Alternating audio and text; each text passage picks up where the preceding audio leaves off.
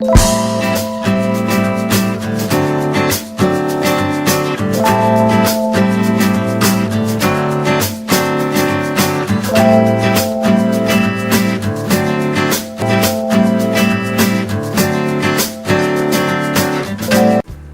galera, eu sou Lorena e sejam bem-vindos a mais um vídeo do Passos Entre Linhas.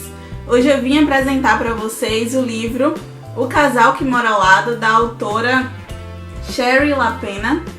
Eu queria ler esse livro já há alguns meses, ele é lançamento desse ano de 2017. Só que aí eu ouvi muita gente falar bem no início, na pré-venda, muita gente falar não tão bem assim depois que ele foi lançado.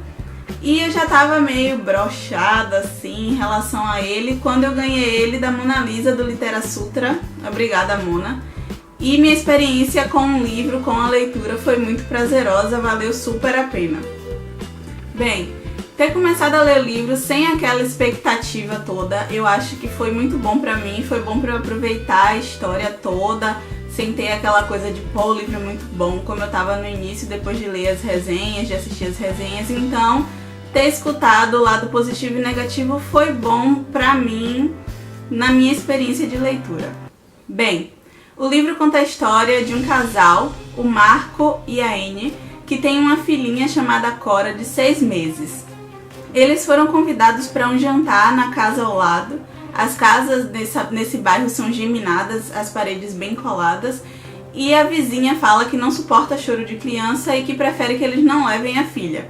Sendo assim, eles contratam uma babá, só que uma hora antes do jantar a babá liga dizendo que teve um imprevisto que ela não vai poder ir. Aí eles brigam e no final das contas resolvem deixar a criança em casa, já que a casa é colada com a do vizinho, com a bebê... Não é bebê conforto. Como é o nome? Vixe, esqueci. Aí eles decidem deixar a bebê dormindo no berço com a babá eletrônica e de meia em meia hora eles vão olhar como ela está. Só que a babá eletrônica tá com a telinha quebrada, então eles só podem escutar o que está se passando no quarto. De meia em meia hora eles vão lá, tudo ok, beleza. 1h30 da madrugada, quando eles chegam de volta em casa, a porta está entreaberta. Eles vão pro quarto da filha, a filha não está mais no berço. E agora o que foi que aconteceu? E a história do livro gira toda em torno desse suspense. E a coisa toda é muito legal porque no início, olha o título desse livro, O Casal que Mora ao Lado.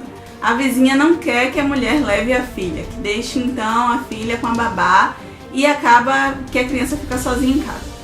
Eu achei de início, não que isso não seja o que acontece no livro, que quem tinha raptado a criança fosse o casal que morasse ao lado. Aí no meio do livro vão surgindo pistas e vão surgindo podres dos personagens, porque todo mundo tem segredos que acabam vindo à tona, que aí você pensa, putz, pode ser essa pessoa aqui. E aí já no meio do livro você descobre quem é.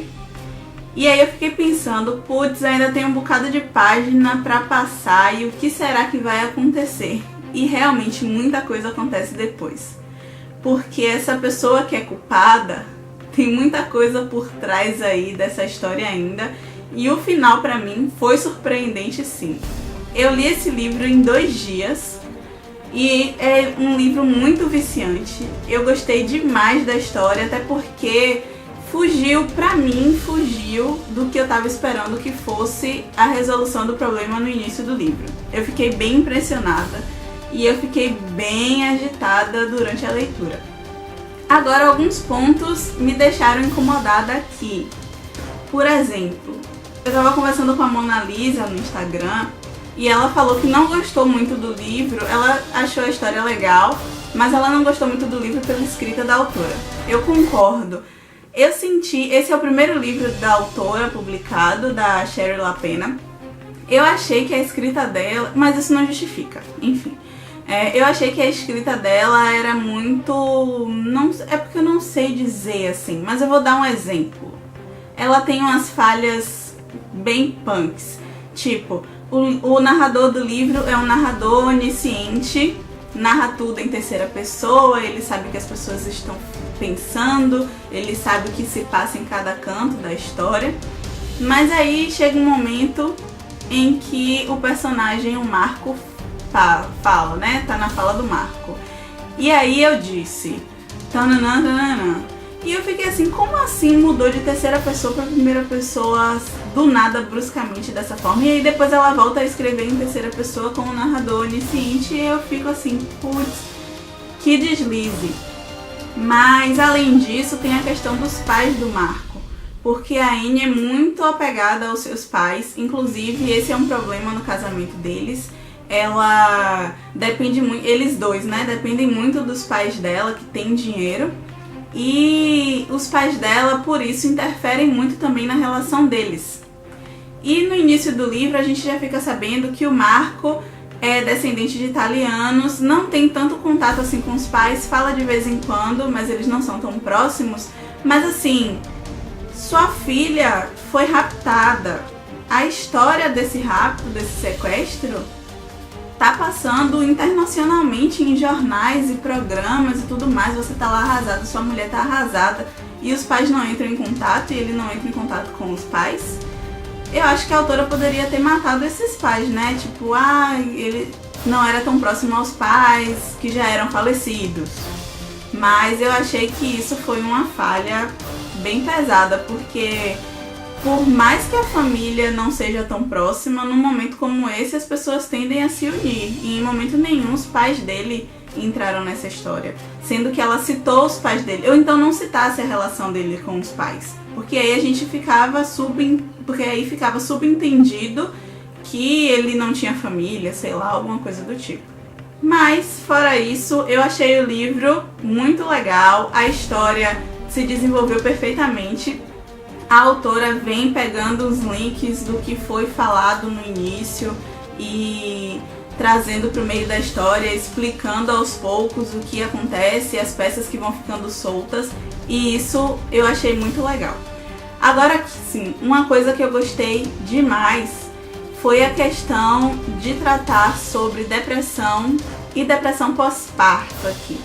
A Anne tem depressão já desde a adolescência, ou a pré-adolescência, e ela desenvolve uma depressão pós-parto. E eu vou ler um trechinho para vocês aqui, porque eu achei muito interessante, porque eu venho conversando com umas amigas minhas que tiveram neném recentemente, e a gente fala, né, muito sobre isso. Jamais teria imaginado que seria tão complicado depois. Ele não tinha como adivinhar. O parto foi demorado e difícil, e também não tinham se preparado para isso.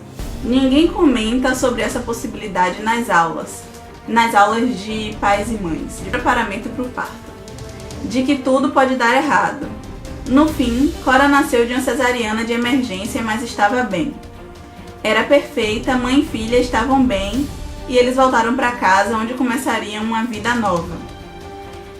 E aqui vem também embaixo. No começo, Anne teve dificuldades para amamentar, tiveram que pedir ajuda de um profissional.